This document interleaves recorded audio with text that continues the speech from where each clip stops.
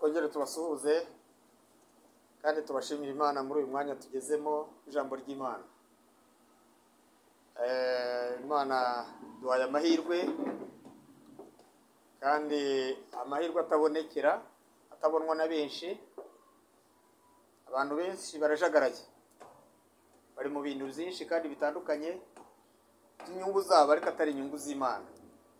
Ariko uyu mwanya turimo ni umwanya w'inyungu z'Imana, n'inyungu zacu ubwacu, kuko umwigisha asangira n'umwigishwa, baragabana iyo migisha yose baba bayisangiye. Niyo mpamvu dushimiye Imana kubw'uyu mwanya mwiza wo kuganira ijambo ry'Imana. Ariko mbere yuko tuganira icyo Imana ishyize ku mutima wanjye, ndagira ngo mbanze nsome ijambo ry'Imana. Banze nsome ijambo ry'Imana mu butumwa bwiza uko bwanditswe na Mariko. Turasoma ibice 5 duhereye ku murongo wa 25 tugeze ku murongo wa 34. Dusome. Nuko hariho umugore wari mu mugongo wari umaranye imyaka 12, ababazwa n'abavuzi cyane. Benshi bagerageza kumukiza, bamumarisha ibintu bye byose, abitangamo ingemu, ariko ntibagira icyo bamumarira, ahubwo arushaho kurwara.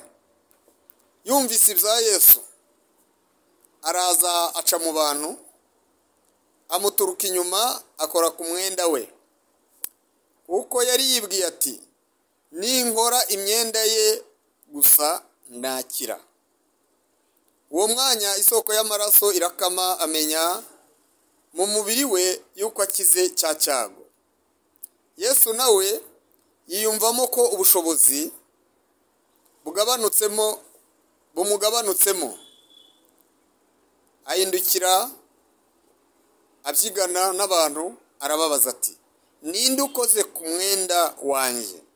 Abigishwa be baramusubiza bati, ese ye, abantu barakubyiga, nawe ukagira ngo ninde ugukozeho?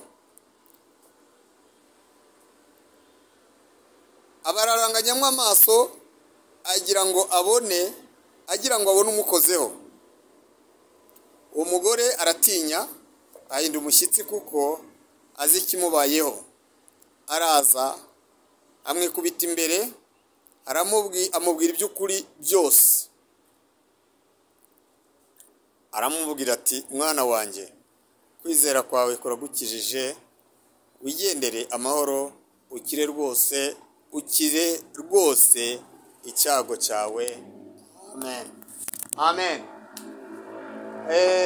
Mbere yuko twinjira mu cyigisho cyacu, turagira ngo tubanze twishimire uyu mwanya mwiza, kandi dushimira n'abaduteze amatwi, kugira ngo dusangire ubutumwa bwiza Imana yaduhaye kuri uyu munsi, kugira ngo dusangire namwe. Ijambo nyamukuru rikubiye muri aya magambo menshi tumaze gusoma hano muri ubu butumwa bwiza uko bwanditswe na Mariko, ni ijambo rivuga ngo umugambi w'Imana wihishe inyuma y'ibyo uhura nabyo byose. Umugambi w'Imana wihishe inyuma y'ibyo uhurirana nabyo byose. Mu buzima busanzwe duhurirana n'ibintu byinshi.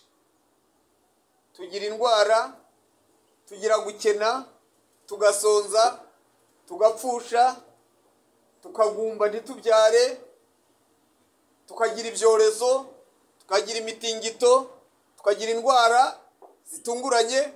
Ariko ibyo byose umugambi w'Imana uba wihishe inyuma yabyo. Haleluya. Byatumye ntekereza ijambo ry'Imana ryanditse muri Yeremiya igice cya 1 umurongo wa 4. Haravuga ngo, nakumenye ntarakurema, utaraba urusoro mu nda ya nyoko, nagushyizeho kuba umuhanuzi uhanurira amahanga, kandi ndanakweza. Haleluya. Nakumenye ntarakurema, utaraba urusoro mu nda ya nyoko, narakwejeje. kandi nkwereza umurimo. Bishatse kutubwira ko rero hariho umugambi w'Imana. Uko waba uri kose, uko waba waravutse kose, ntabwo wigeze utungura Imana.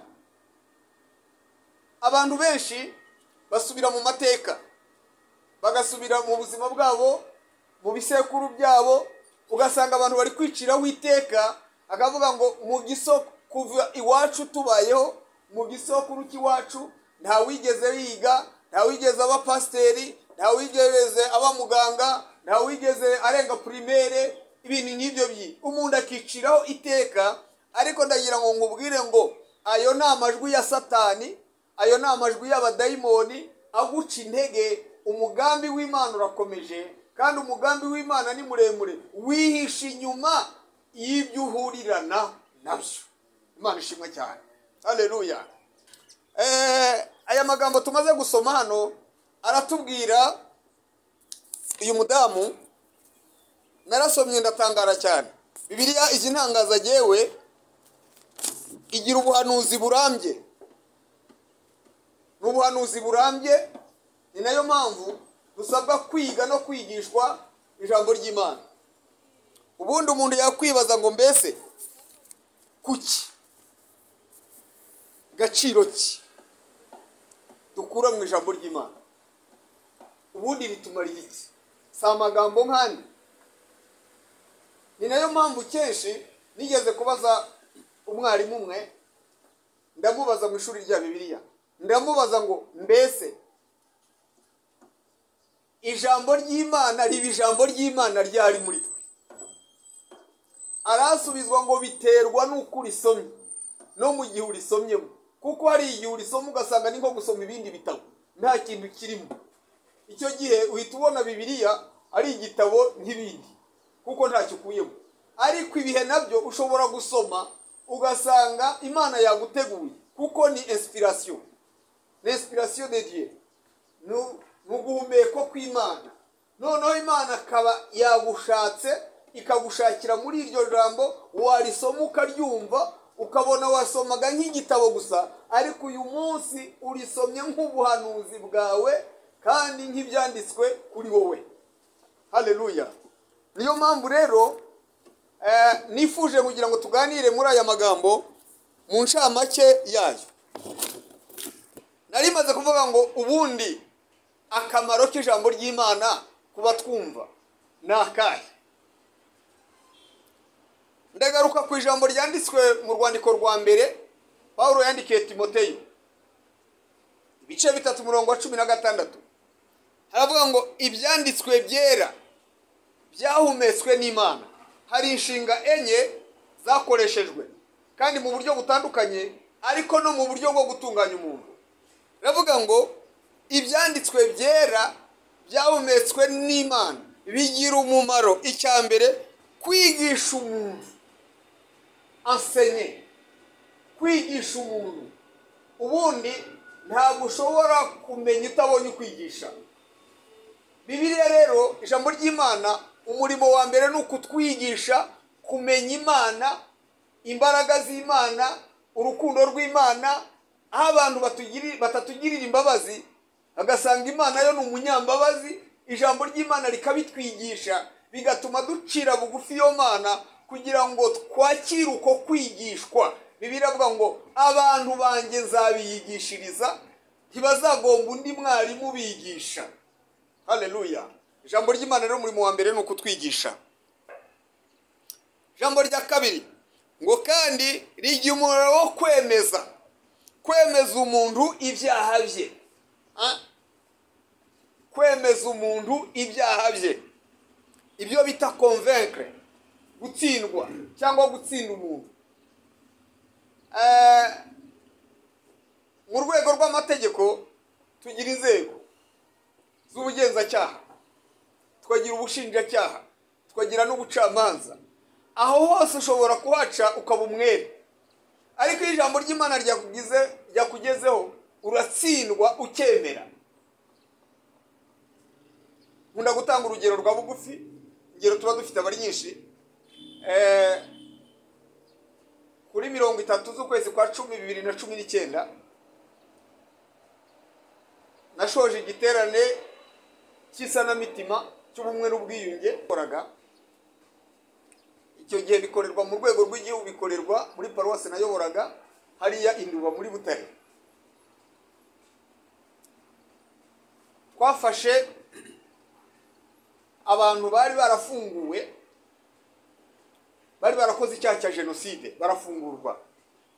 Noneho turagenda tureba n'abacitse ku icumu rya jenoside muri bwa buryo bw'isanamitima n'ubumwe n'ubwiyunge, tubigisha amezi ageze kuri 6. Noneho icyo gikorwa tugisoza kuri ayo matariki navuze.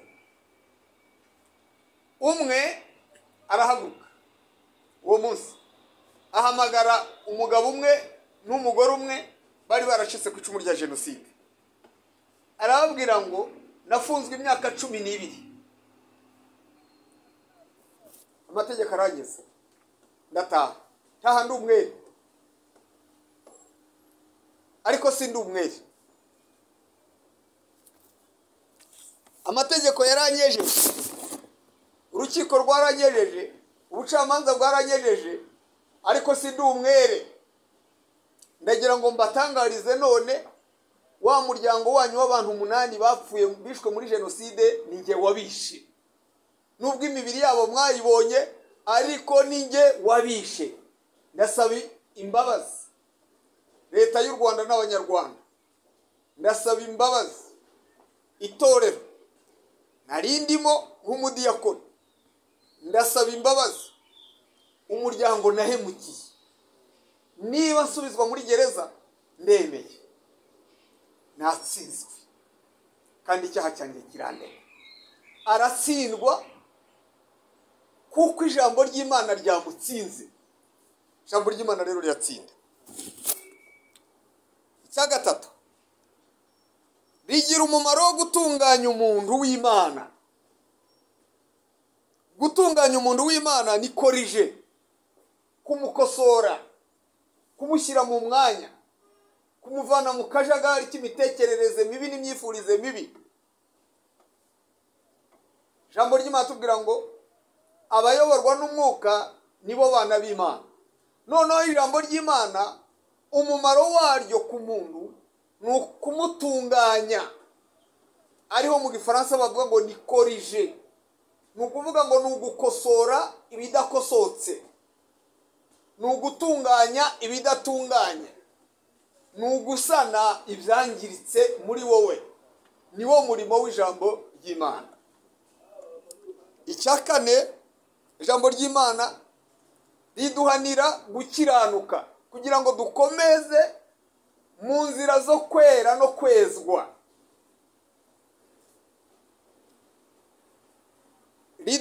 Rihanira umuntu gukiranuka, ari byo twita rodresse, kugenda ari mubungabunga kugira ngo adateshuka inzira, yajya no kuyobora ikamugarura. Urabona ko umurimo w'umwungeri iyo aragiye ni ukurinda umukumbi kugira ngo utajya kona. Ijambo ry'Imana rero riraturodressa kugira ngo tudahengama. Niba warihanye gusambana, irari rikongera rikaza, ijambo ry'Imana rigukebura ngo vayo, ibyo nibyo wakijijwe, ibyo nibyo wavuyemo. Rigenda rero ritubungama ngo kugira ngo umuntu w'Imana abe yujuje ibintu byose bishyitse, abone uburyo akora imirimo myiza yose itunganye.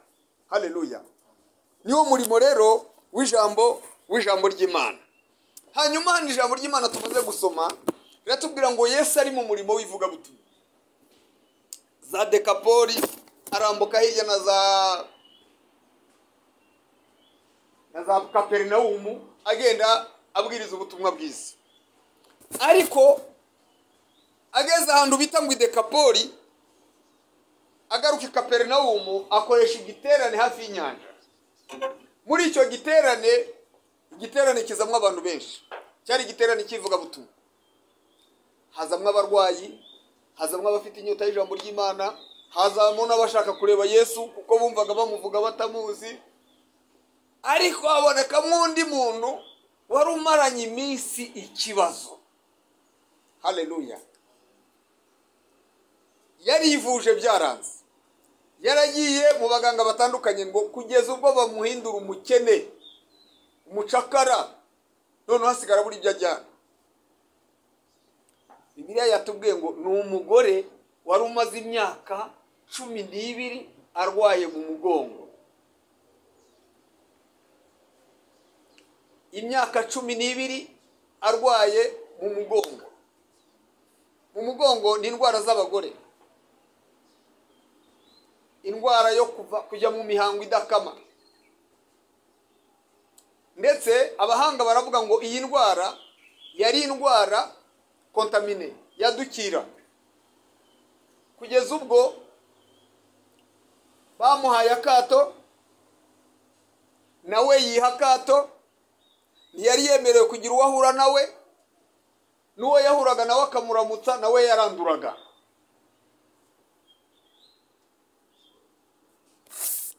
Ngo agambirira mu mutima, aravuga ati ndagiye, nanjye ngiye kureba Yesu, nubwo bidakunda, ndabizi tibikunda, ariko ndakora ibishoboka, ngore ku myenda ye. Haleluya! Ngore ku ncunda. Hari ukuntu bambaraga imyenda ya kera nyine ikagira utuntu tw'icunda tunagana. Avuga ati ndakora ku ncunda gusa yakenda kiwe, ndakira. Azamura kwizera. Ikintu kiri kutugora muri iyi minsi ya none ni ukutizera, kandi twizezwa n'ijambo ry'Imana. Reka mvuge ibintu bigeze kuri 6 byagombaga gutuma uriya mugore adahangara aho Yesu ari, bitagombaga gutuma ajya aho Yesu ari. Icya mbere, yari umunyamahanga, umugirikikazi, utemerewe kujya imbere ya Yesu w'umuyahudi. Ushize nabwiye abantu, ndababwira ngo hari ikintu Yesu yakoze abantu batajya baha agaciro, ariko cyane cyane iyo ndi mu nyigisho z'abadamu, abagore. Nababwira ngo mu bayahudi bagiraga imico yabo yihariye. Mu mico yabo hari za kategori muri famiye, mu muryango, mu rugo. Umuntu wabaga ku isonga muri famiye yari umugabo, umugabo nk'umutware w'urugo. Iyo umugabo atabaga hari, umwana w'ifura niwe habwaga agaciro. Uwa gatatu yabaga ari imbwa, uwa kane akaza ari umugore. Niho Yesu yigeze gukora mu ivugabutumwa, umudamu wari urwaje umwana aza amusaba ngo amukirize umwana, avuga ati ibyo kurya byanjye si byo guha imbwa. Avuga ati n'imbwa zitoragura utuvungukira ko kwa shebuja. Yesu ngo arebye uko kwizera ngo biramunezeza cyane. Haleluya! Yari umunyamahanga w'umugiriki utagombaga guhagarara imbere ya Yesu. Icya kabiri, yari umugore. Yari umugore udafite agaciro, udafite ijambo, uraho nyine indanga. Icya gatatu, yari umukene, abo bitu umutindi, pauvre malheureuse. Ibyo byose byari complexe yagombaga gutuma adahangara aho Yesu ari. Icya kane, yari mu kato, nawe ubwe yarihaye akato kubera indwara arwaye. Naho yanyuraga haranukaga, n'inzira yacagamo yasigaragamo umunuko w'uburwayi bwiwe. Bituma rero ashyirwa mu kato, nawe yiha akato ku buryo yabaga afungiraniye aho.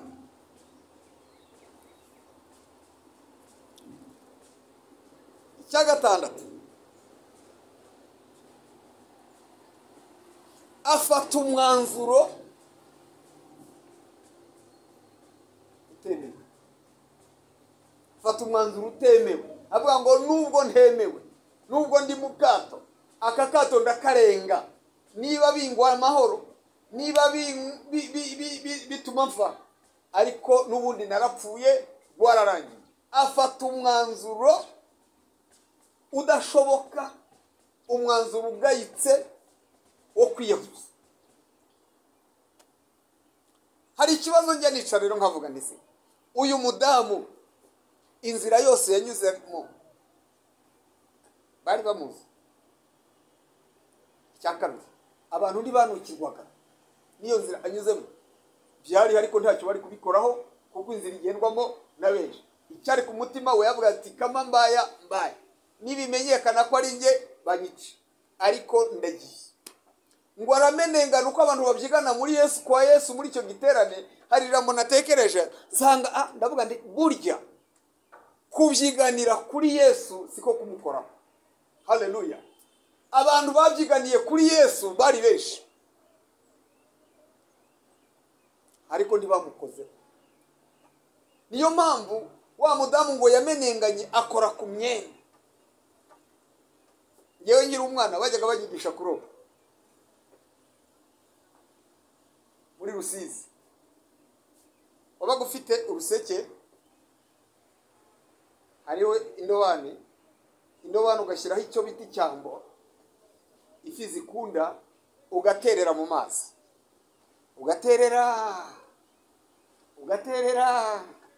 ugaterera. Noneho rero ifi yafata,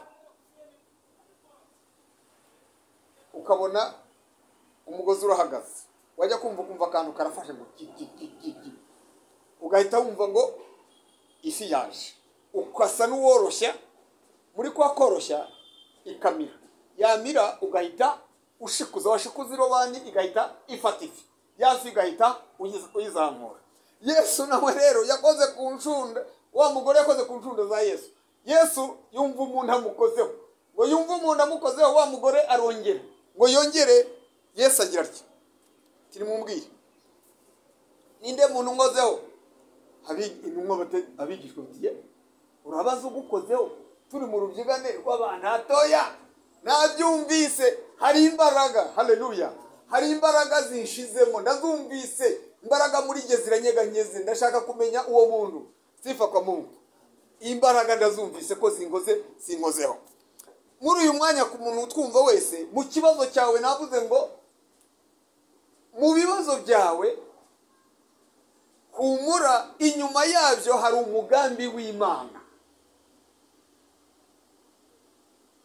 Muri urwo ruhurirane rw'ibibazo, muri iryo joro ridacya, muri ayo mazi meza asuma, muri uwo muriro ugurumana, muri urwo rusaku rugusakuriza, humura, inyuma yabyo hihishemo umugambi w'Imana udashobora kumenya no kubona.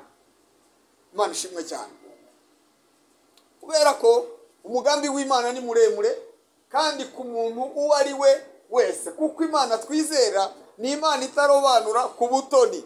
Uyu yari umunyamahanga, uyu nta rutabi yari afite mu Bayahudi, uyu nawe ubwe yari complexe kubera ikibazo arimo n'icyo ari cyo n'uwo ari we.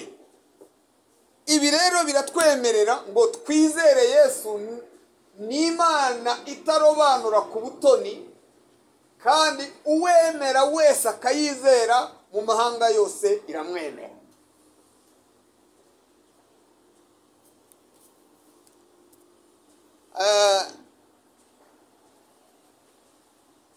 Amaze kubona Yesu amuhindukiriye yagize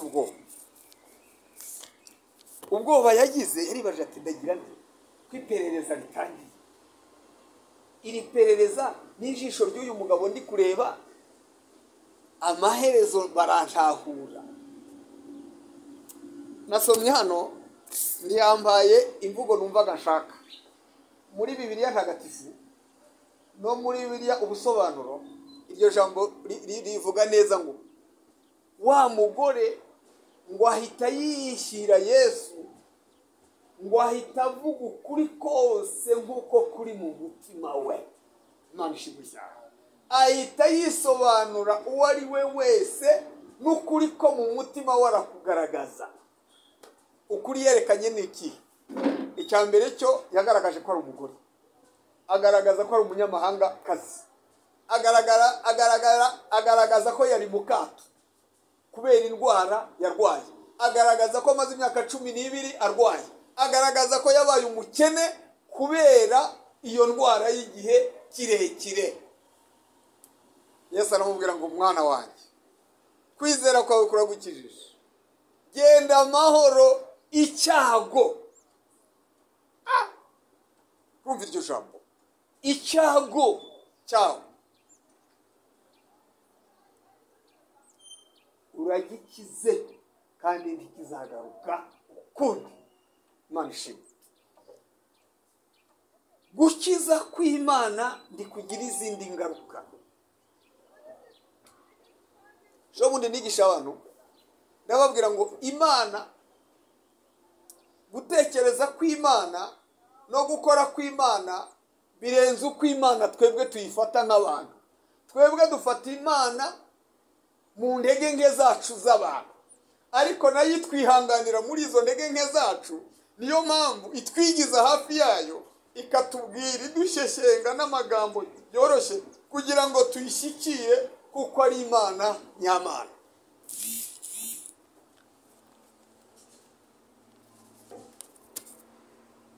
Ubutumwa ngufitiye muri aya masaha ni bwa bundi nakubwiye ngo mu bibazo byawe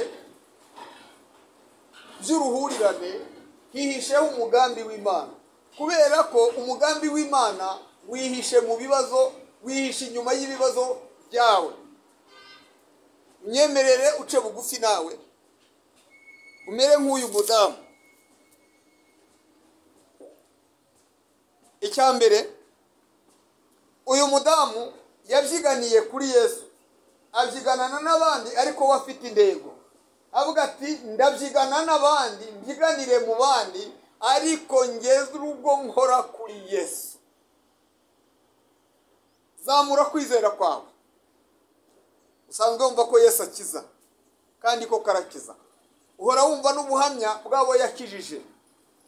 Natwe hano kuri kamera dufite ubundi buhamya bwihariye bw'ibyo Yesu yadukoreye n'uburyo yadukijije. Ariko uzamure kwizera kwawe muri uko kugira neza no gukiza kwa Yesu. Yabwiye Mariya na Marita ngo niwizera urabona ubwiza bw'Imana. Zamura rero kwizera.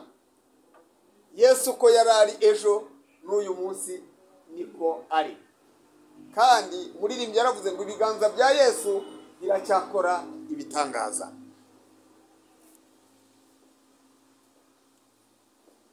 Cya kabiri, nakubwiye ngo umugambi w'Imana wihishe inyuma y'ibyo uhura nabyo. Umugambi w'Imana wihishe inyuma y'ibyo uhura nabyo. None urawutahura ute? None turakora iki? Nari maze kubivuga ngo icya mbere no kuzamura kwizera kwawe. Kavuga ati ndakwizeye Mwami Yesu, kandi nanjye nizeye iri jambo. Icya kabiri ni ugusengerwa no gusenga. Kwemera intege nkeya zawe ugasengerwa, nawe ugafata umwanya wo gusenga no kwinginga. Pawulo yaravuze ngo musenge ubudasiba, kandi musengesha umwuka uburyo bwose bwo gusenga. Yesu arongera avuga ngo nimusenga ntimugase n'indyarya. Hari abantu basenga buryarya, cyangwa kubera ko ari umuhango ugezweho cyangwa umuhango w'itorero rye, abantu bagasenga ariko batazi icyo basengera. Nimusenga ntimugase n'indyarya. Mu gusoza, Yakobo yaravuze ngo gusenga k'umukiranutsi kugira umumaro mwinshi iyo asenganye umwete. Zamura kwizera kwawe, tugusengere. Pfukama aho ugeze, cyangwa ubyishyiremo ko tugiye kugusengera, usengerwe, hanyuma nawe ufate umurongo wo gusengerwa. Kuko uriya mudamu yafashe umwanya wo kubitekerezaho. Muri uwo mwanya afatiramo n'icyemezo kitari kimworoheye guca mu bantu benshi kandi ari mu kato, kandi nzi ko umukozeho nawe ahumana nk'uko nawe ahumana. Ariko ibyo byose yarabyirengagije, arenga ku mategeko, arenga ku kato, ashaka kugera kuri Yesu. Gusenga no kwizera hari ahantu bituzamura tukarenga ibyo amategeko ateganya n'amabwiriza n'umurongo ugenderwaho uyoboka Imana, kubera ko hari icyo dukeneye, hari kiri ku mutima. Kandi nkunda kubwira abantu ngo Mwami Yesu kubera ko areba mu mitima, ajya ashyigikira icyifuzo cyo mu mutima wawe, akanarwanya ibiri mu mutima wawe. Guca bugufi kwawe kuratuma Imana igushyira hejuru, kandi kwishyira hejuru kwawe kuratuma Imana igushyira hasi. Muri uyu mwanya rero nyemerera wakirira ijambo nk'ubutumwa bwiza nakuzaniye muri aya masaha, kandi ukomeze kwinginga Imana no guhendahenda. Nubwo none, nubwo iyi saha ntacyakorwa, ariko wizere ngo ejo cyangwa ejo bundi kizakorwa. Nuriya yari amaze imyaka 12 arwaye, ariko igihe kigeze umunsi ukwiriye ahura na Yesu, atahana ubuhamya bushya.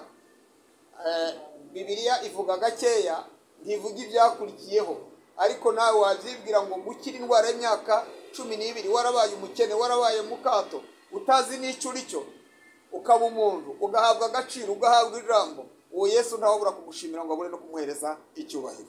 Imana iduhe umugisha muri aya masaha, kandi dukomeze gufatanyiriza hamwe gushima Imana no kwinginga Imana, kandi zamura kwizera kwawe, kandi tugusengere hari umaze gucika intege, tugusengere ahari urugendo uhuzagurika ntuzi ibyo urimo, tugusengere mu gushidikanya Imana no kutizera kwawe.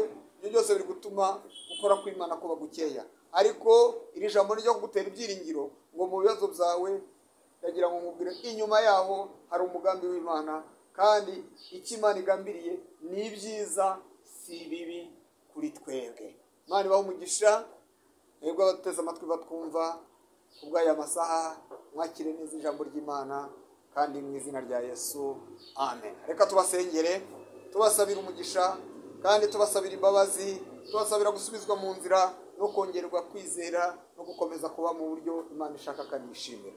Mana turagushimiye kubw'aka kanya, kubw'ijambo ryawe, riha umugisha, rishorere, rigira imbaraga, uzaryumva wese, uryumvise wese rimukize, kuko umugambi wawe ni mugari kuri twebwe, watumenye utaraturema. Niko ijambo ryawe ryatubwiye, mu ruhurirane rw'ibibazo umwijima ukaba mwinshi, tukabona ijoro ridacya, tukabona umwijima ubaye mwinshi, tukabona imvura ibaye nyinshi, ariko turagushima ko inyuma y'ibyo byose hariho umugambi wawe. Iryo turihagazeho, turaryizeye, kandi turarigenderaho, kandi rizadukiza kuko ijambo ryawe ritubwiriye.